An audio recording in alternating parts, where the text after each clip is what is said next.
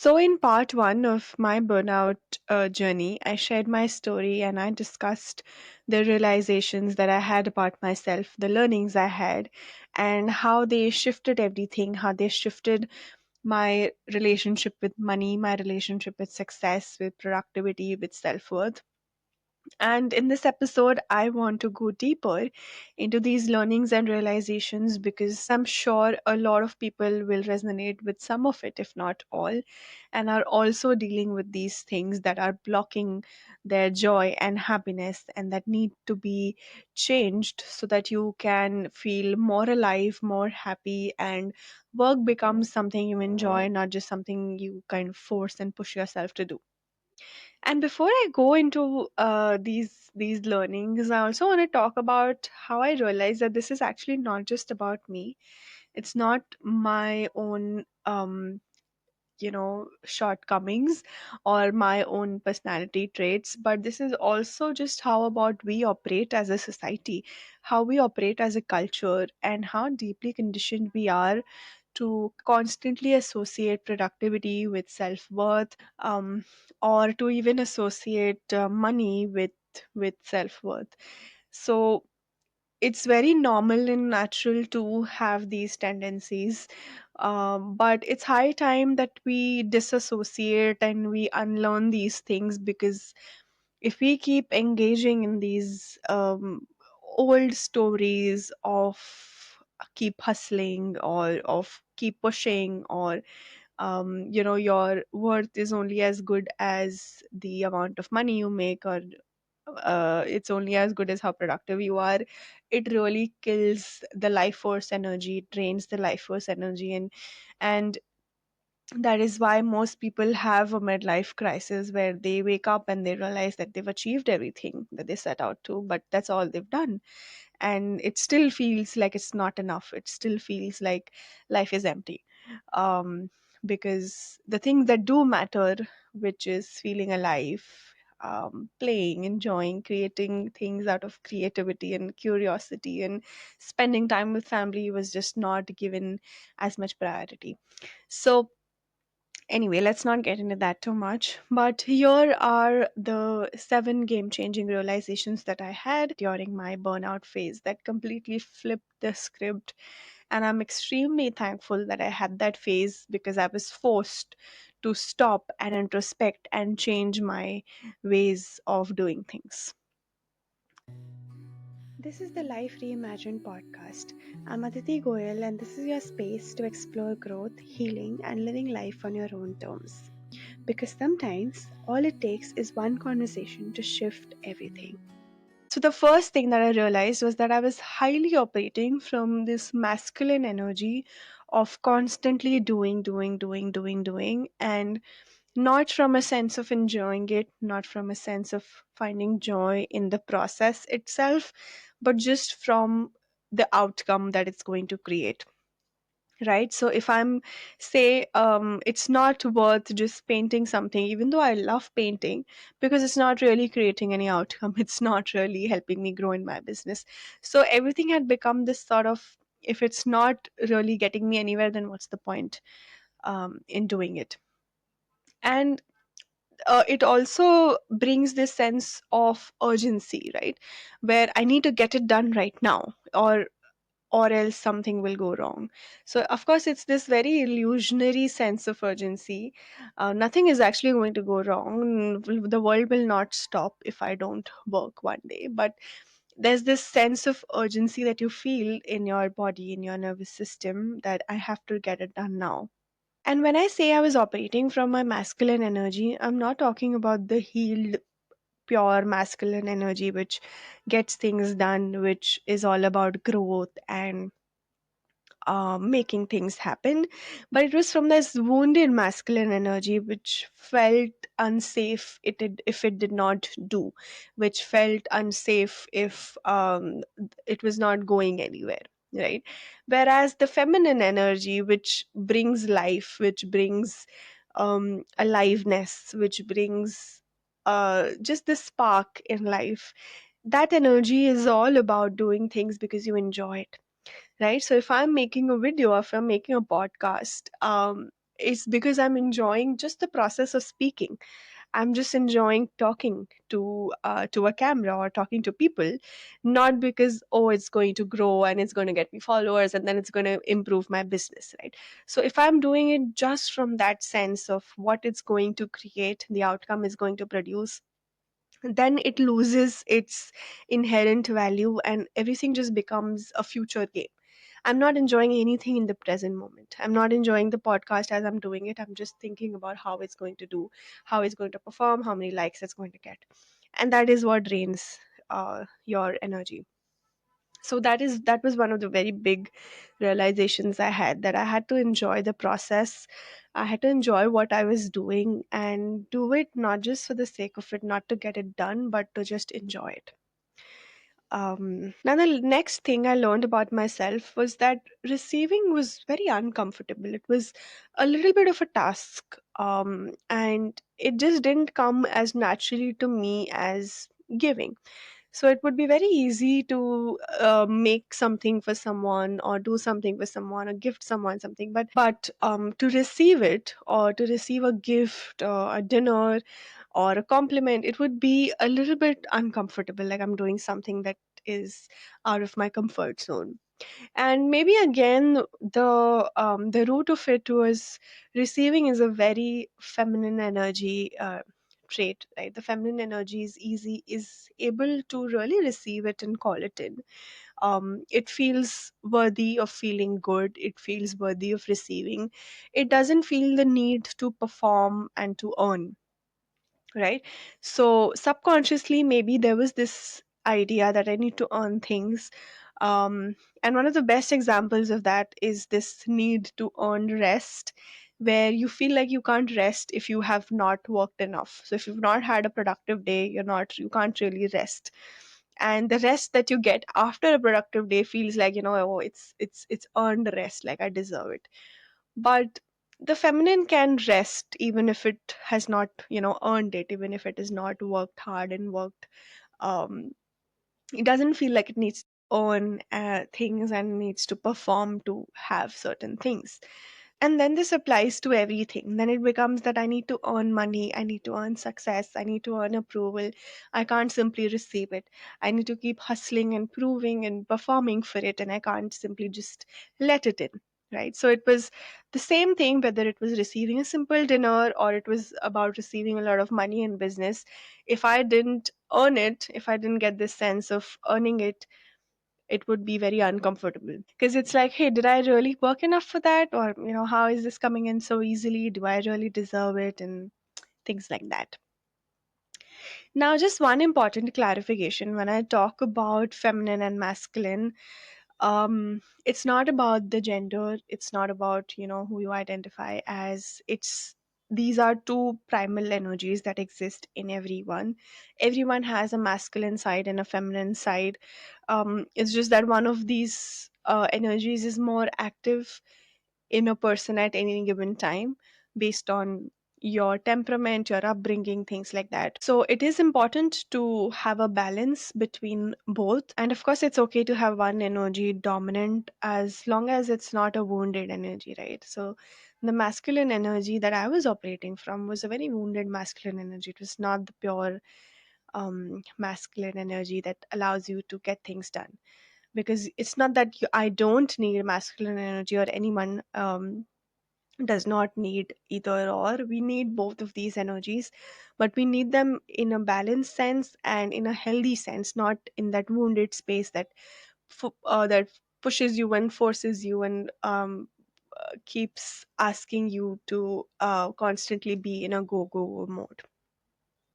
So, not being able to receive was actually a bigger block in my business than I really expected it to be, because I could keep pushing, I could keep performing, I could keep putting in the effort, but till receiving it was not safe. Till receiving the outcome, receiving the money, the recognition, or the achievement was not safe, the business would not expand. Right, till my nervous system was not okay with receiving it, my business would not expand. So it was actually more important than I realized it to be. The next one was that I had a wounded relationship with money, how I view money, how I related to money. And of course, this probably deserves a separate episode just for it, because this is such a big one. And I also feel like this is such a universal one. I think most people on the planet have a wounded relationship to money. It can be wounded in a very different way than it is for me, but it still is not that healthy sense of relating to money and allowing it to really improve your life, rather than suck the energy out of it. So basically, what I realized was that I was hitting a wealth thermostat, which is a certain level of income that my body feels safe holding, right? And it would just not go beyond that. And this is not about a small number or a big number, whatever number that is, but it's a thermostat. It just cannot go beyond that no matter what I do, right? So overworking or putting in more efforts will do nothing, because you cannot override your nervous system capacity to hold wealth. So for example, let's say that I'm comfortable with making 50 a month. Let's just put that as a number. And on some days, or on some months, it would surpass, go up to 80. It would subconsciously feel very uncomfortable and would automatically drop to 50 again. And it would create this sort of anxiety, even, where, okay, I need to like make my course better, I need to make all these improvements, I need to improve my users experience, I need to improve the website. So it created this sense that I need to do more to be able to hold the 80. Okay, and then unconsciously it would drop back to 50, and it would just not go up again, because it was like hitting that wall. It was that thermostat which was set to 50. So even if it tried to go beyond that, it would trigger like this sort of a alarm unconsciously, and then it would come back, to 50. So why the wealth container is smaller and can only hold 50, or why your capacity is smaller, is a whole another discussion, and goes into your relationship with money. How do you see money? Is it a good thing? Is it evil? Have you unconsciously associated money with not feeling safe, whatever that is. But we are not going to get into that right now. But the essence of what I'm trying to say is that your work is not about working more. It's about rewiring your money mindset from the inside out, rewiring your capacity to feel safe with wealth, so that when it does move up to 80, you are comfortable enough to hold it, and it doesn't put you into this spiral of, oh my god, I need to do more, or is this just going to go away, and it doesn't make you uncomfortable, right? Because the brain will push away what it thinks is unfamiliar and unsafe and uncomfortable. Now, moving on to the next learning. This was about how I attached my self-worth to my productivity. So work would make up like 80% of my identity, and it was who I was. And there was this underlying sort of belief that I'm good enough only if I'm working, okay, or I'm good enough only if I'm successful, or only if I make a lot of money. And it came from this need to prove myself. It came from this need of needing external validation. So even if I would rest, I would feel guilty, because okay, now I'm not productive, which means that I'm not really worthy. I'm being useless. Yeah, it's sort of that. And I think this is something that a lot of people will resonate with, will relate to, that you feel guilty resting, and it's just hard to rest if you've not earned it, if you don't feel like you've actually, earned your rest. So this need to be productive actually then transfers over to everything in life. It doesn't stick to just work.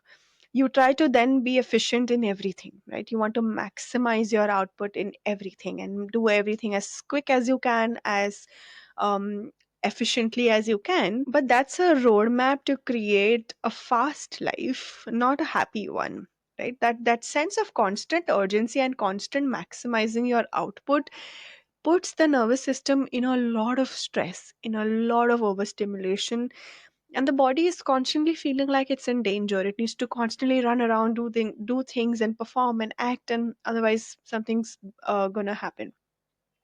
So you can either be in that survival mode of getting things done, running around from here and there, constantly maximizing output, or you can be in this creation mode where you feel inspired, creative, you feel motivated to do things and you enjoy doing it, because you enjoy doing it, not just because you need to get it done. So, because of that, I was not able to create my best work or even enjoy the process of creating it, because I was doing it just for the sake of doing it. I was doing it just because it had to be done and because of the certain outcome. So, again, it's quite similar to the whole operating from the wounded masculine energy. So, what I had to learn was to separate my self worth from my productivity, and stop maximizing everything and living life like it's a race, and slow down and enjoy where I'm at, enjoy the process instead of just looking for the outcome. Now, the next one was this realization that my passion was basically an addiction. So when I say passion, I'm referring to this sense of being overly obsessed with it, or and wanting to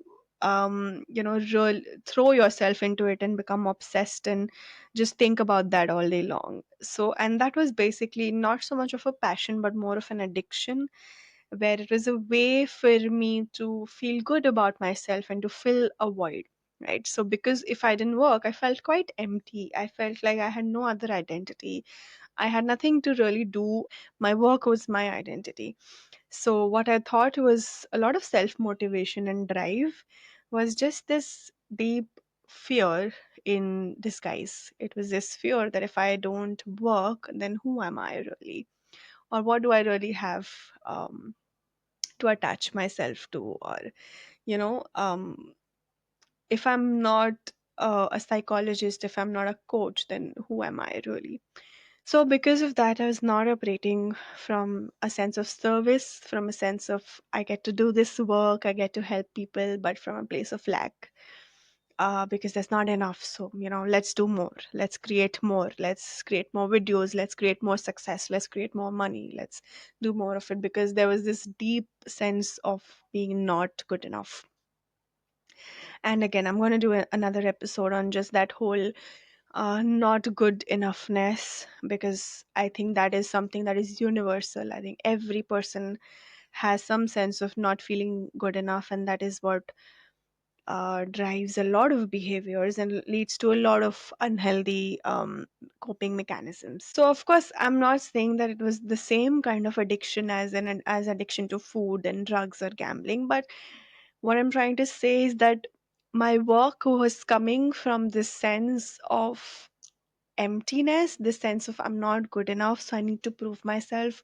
I need to get more success so that I can now finally feel enough. And of course, that if you work from that energy, it's never going to actually lead to feeling good enough, because you create more of what you put out. So if you're putting out this energy of I'm not good enough, that's exactly what you get back multiplied. So of course there can be a healthy relationship with ambition. It's not that if you're driven and ambitious it means that you're addicted to something or you're filling a void.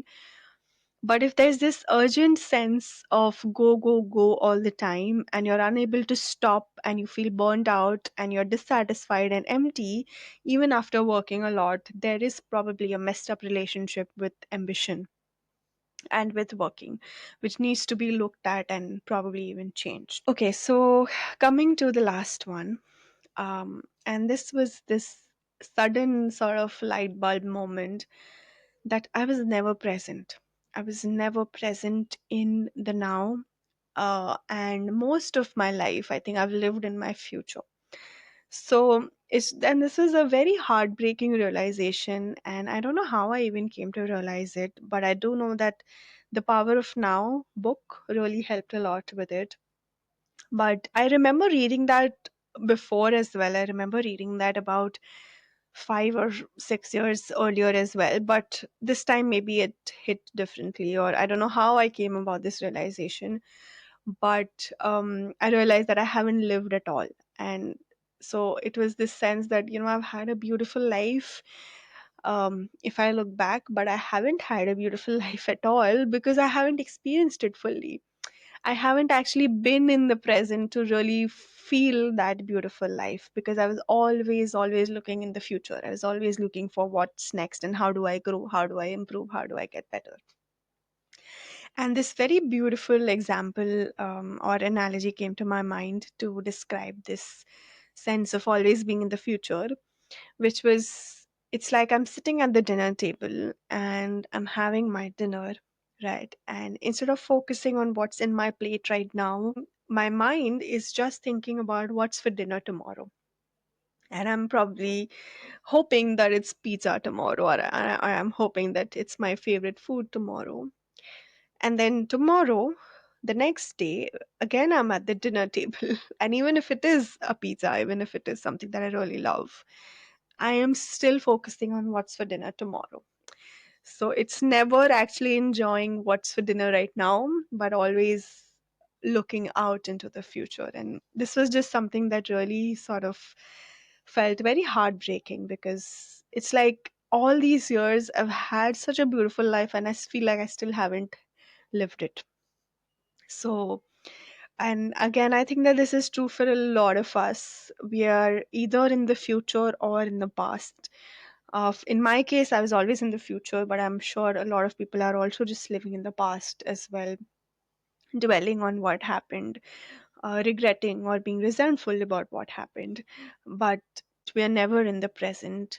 But I suddenly had this whole shift where, oh, okay, I need to stop this. I need to live in the present because I can't keep waiting for what's for dinner tomorrow and never actually enjoy what's on my plate right now. Because nothing can really happen in the future, right? When it does happen, when it does actually happen, it will be the present moment. So this was a very, very profound shift. And I remember one day I was at the beach, and usually when I'm near water bodies, I have this tendency to feel super happy and inspired. And I usually pray for something that I want, something that I want to create, I want to attract, I want to manifest in the future. Um, and for the first time, I remember looking at the ocean, and I remember this very new desire that I just want to be happy right now.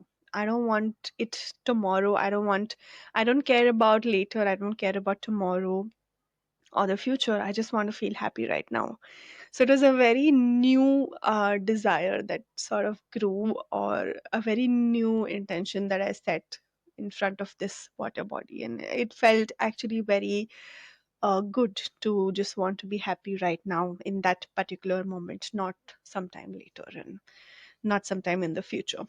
So these are basically the learnings and the realizations that I was forced to face and learn, because of this constant cycle of being burnt out and being frustrated, and basically then being forced into changing my way of working and seeing, because work changing my way of working and seeing success because there was no other option. So I'm grateful that I was forced to look at it and change this, because I think there are a lot of people who are very similarly addicted to work, who have very similar relationships to success and working. And they usually do get results the way they do with overworking and hustling. And that just feeds their cycle of, okay, this is working, so let me do more of it. So they keep doing that and they keep achieving, only to wake up in their 40s to realize that, wow, I have achieved everything and I'm still not happy. There's still a void inside. And then going on to learn that this void cannot be filled by anything in the outside world, it can only be filled by my own self. And then sort of decide to change their approach. But I'm grateful that life sort of forced me to change this right now, very early on. And did not give me the results that I wanted to get. Um, and probably saved me a lot of years of success, but a lot of unhappiness with it. So, yeah, this is about the realizations. This is about what I've learned, and I hope that you pick something out of it, you apply something out of it. Do let me know in the comments what resonated, what part of this really applies to you as well, and maybe what you're taking back from this as well. And even though I feel like I'm not all the way there on the other side yet, there's so much peace, so much stillness in my mind. I'm able to rest without guilt. My motivation to work has slightly reduced, which felt very alarming early on, but now I know that it just means that I'm out of survival mode. So I still feel like I want to create, I want to build courses, but it's because I'm truly excited about that. I actually want to talk about that, not because it's a to do. It's just something that has to be done. So, anyway, there's a lot that I can go on and on about this topic, and never thought I would be talking about it, but I guess it was just meant to happen. So, let's end this here, and I'm waiting to hear from you in the comments.